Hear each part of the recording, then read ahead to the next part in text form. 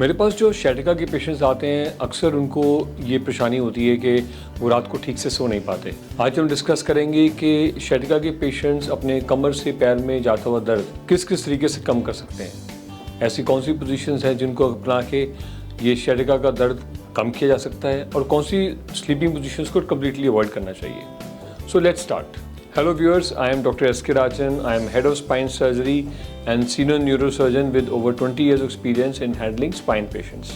हम बात कर रहे हैं sciatica की, एक ऐसा दर्द जो अक्सर कमर की परेशानी जो आमतौर पे स्लिप डिस्क होती है या लंबर कैनाल स्टेनोसिस उसकी वजह से पैदा होता है, वो कमर से पैर में जाता है। जो sciatica से पीड़ित मरीज होते हैं उनको sciatica का पेन पूरे दिन तो परेशान करता ही है, क्योंकि पोजीशन चेंज करने से, उठने बैठने चलने से वो दर्द बढ़ जाता है। काफ़ी बार ऐसा भी होता है कि पेशेंट को लेटने से दर्द में आराम मिलता है, लेकिन जब रात की सोने की बारी आती है तो ऐसे पेशेंट्स काफ़ी परेशान इसलिए होते हैं क्योंकि किसी भी एक पर्टिकुलर पोजीशन में काफ़ी बार उनको सुकून नहीं मिलता। और इन सब का मेन कारण तो ये होता है कि हमारी स्लीपिंग जो पोजीशन होती हैं, कुछ पोजीशंस में हमारी स्पाइन की कर्वेचर सही रहती है, कुछ में बिगड़ जाती है। तो आज हम डिस्कस करेंगे कि अपनी स्पाइन की पोजीशन को ठीक कैसे रखें ताकि हमारा sciatica का दर्द पैर में ना जाए। और इसका सबसे मेजर कारण ये है कि हमारी कुछ स्लीपिंग पोजीशंस में हमारी जो sciatic नर्व है उसके ऊपर प्रेशर बढ़ जाता है, जिसकी वजह से दर्दें बढ़ जाती हैं। तो लेट अस सी कि उन पोजीशंस को कैसे अवॉइड करें। हर आदमी के सोने का अपना तरीका है और हम लोग एज डॉक्टर्स ये उम्मीद नहीं कर सकते कि जो आदमी सालों साल एक पर्टिकुलर पोजीशन में सोने का आदी हो वो एक दो दिनों में या एक हफ्ते के अंदर अपनी स्लीपिंग पोजीशन को चेंज कर पाए। तो डॉक्टर की नसीहत इस बात पे होनी चाहिए कि उसके सुकून वाली पोजीशन में जो किसी उसकी कंफर्टेबल पोजीशन है उसमें उसको सोने की राय दी जाए कि उसमें वो कैसे सोए। कुछ लोगों को साइड पे सोने की आदत होती है, कुछ लोगों को पेट के बल, कुछ लोगों को पीठ के बल। जो लोग सीधा कमर के बल सोना पसंद करते हैं उनको ये जानना बहुत ज़रूरी है कि जैसे ही हम अपनी लातें बिल्कुल स्ट्रेट करेंगे तो उसमें कभी कभी हमारे स्पाइन के कर्वेचर डिस्टर्ब हो जाते हैं।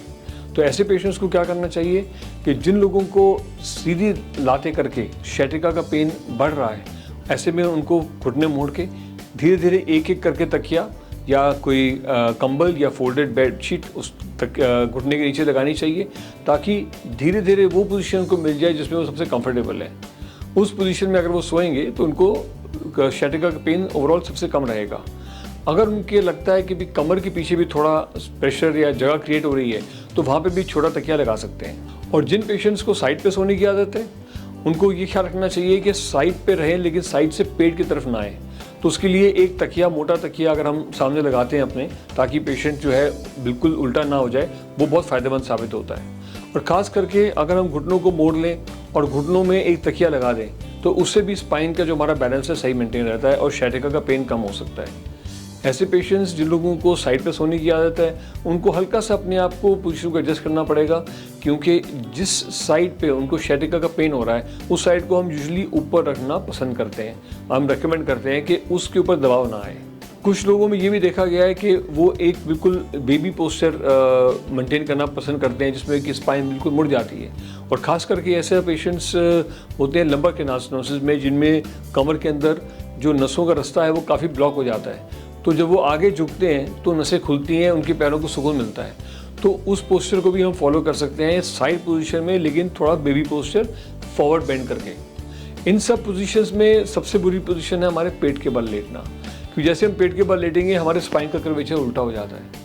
तो ऐसे पेशेंट्स को, क्योंकि काफ़ी पेशेंट्स ऐसे होते हैं जिनको आदत होती है शुरू से पेट के बल सोने की, ऐसे पेशेंट्स को राय देते हैं या नसीहत देते हैं कि वो सोते वक्त अपने पेट के नीचे एक तकिया या दो तकिया लगाएं ताकि स्पाइन में थोड़ा एक कर्वेचर बने, ताकि नसों के ऊपर दबाव ना आए। Even though it is not a strongly recommended position, लेकिन हम इसको फॉलो कर सकते हैं। मेरे कुछ पेशेंट्स का ये सवाल भी होता है कि क्या हम लोग ज़मीन पे सोएं, क्या ज़मीन पे सोने से हमारे कमर का दर्द या sciatica का पेन कम हो सकता है। और विदाउट अ डाउट डेफिनेटली अगर हम चाहते हैं कि भी हमारा स्पाइन बिल्कुल सीधी रहे तो ज़मीन पे भी सोया जा सकता है, लेकिन उसमें बेसिक रिकमेंडेशन ये रहती है कि कोई ना कोई योगा मैट लेके या एक पतली चादर या कंबल लेके उसके ऊपर सोया जा सकता है। कुछ मेरे पेशेंट्स खास करके जिनकी हड्डी खिसकी होती है कमर में या लंबर कैनाल स्टेनोसिस होता है, उनको बहुत एक्यूट पेन होता है, एक्यूट एपिसोड्स पेन में उनको काफ़ी बार रिक्लाइनर पे सोना पसंद रहता है। और ये साइंटिफिकली भी प्रूवन है कि भी अगर हम लोग बिल्कुल फ्लैट ना लेट के हम अगर अपने कमर के हिस्से को ऊंचा रखें, रिक्लाइनर पे सोएं, तो कुछ लोगों को इस पोजीशन में भी फ़ायदा मिल सकता है।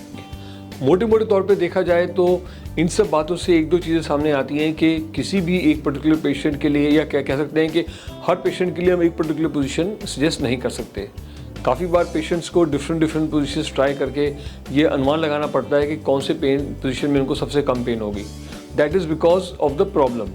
जैसे डिस्क के पेशेंट्स हैं, उनको अलग पोजीशन में फ़ायदा मिलता है, लंबर कैनाल स्टेनोसिस में को पेशेंट्स को अलग पोजीशन में फ़ायदा मिलता है। तो 2-3 या 4-5 पोजीशन ज़रूर ट्राई करें, बट इन कुछ जो एक सजेशंस है उनका ज़रूर ख्याल रखें।